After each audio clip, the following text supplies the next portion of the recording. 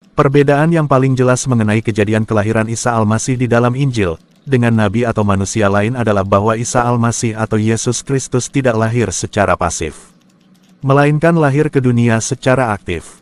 Artinya, beliau ikut aktif menambahkan tubuh jasmani pada dirinya, ketika beliau memutuskan lahir ke dunia. Apakah ada manusia yang waktu masih dalam benih ibunya, dengan kesadaran sendiri, dia ikut membentuk tubuhnya sendiri? Saya rasa Superman pun tidak punya kisah sehebat itu. Itu sebabnya, kita tidak pernah ingat bagaimana kita sebelum kita dilahirkan di dunia ini. Lalu juga banyak orang yang kadang berkata, bahwa dia tidak bisa memilih dirinya dilahirkan, sebagaimana dirinya sekarang. Itu adalah bukti bahwa manusia memang pasif dan hanya bisa menerima apa yang Tuhan kerjakan di dalam kelahiran kita di dunia ini. Berbeda hal dengan Yesus Kristus yang tahu bahwa dirinya adalah pribadi yang datang dari surga, lahir ke dunia untuk menebus dosa manusia. Dirinya juga tahu bagaimana pengalamannya bersama Sang Bapa waktu di kemuliaannya yang kekal sebelum dunia ini dibentuk. Yesus juga aktif dalam memutuskan kelahiran dirinya di Bethlehem.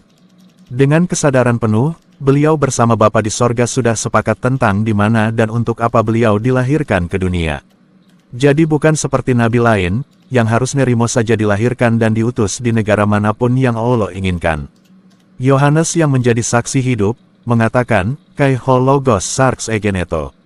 Firman Allah itu telah menjadi manusia, atau firman Allah itu telah lahir jadi manusia. Menurut gramatikal bahasa Yunani, kata egeneto di sana adalah kata kerja middle, yang berarti bahwa, sang firman itu aktif, tetapi juga sekaligus pasif, saat menjadi manusia.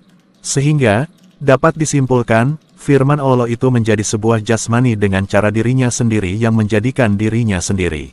Jika Islam percaya bahwa setelah 120 hari pertemuan sel sperma dan ovum, maka Allah meniupkan roh kepada manusia, maka Kristen percaya tidak ada roh manusia yang bisa ikut aktif masuk ke dalam jasmaninya sendiri, untuk kemudian menciptakan dan melahirkan dirinya sendiri ke dunia.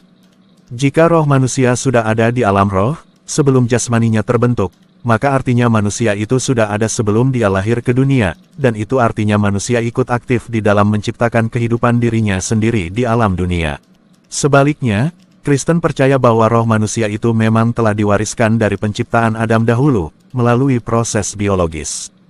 Hanya Adamlah satu-satunya manusia, yang dihembuskan nafas Allah secara langsung, sedangkan manusia-manusia setelahnya hanya mewariskan nafas hidup yang sudah ada pada Adam. Karena itu, semua dari kita yang bilang kita adalah satu keturunan dari nenek moyang yaitu Adam, harusnya juga dapat menerima nalar ini.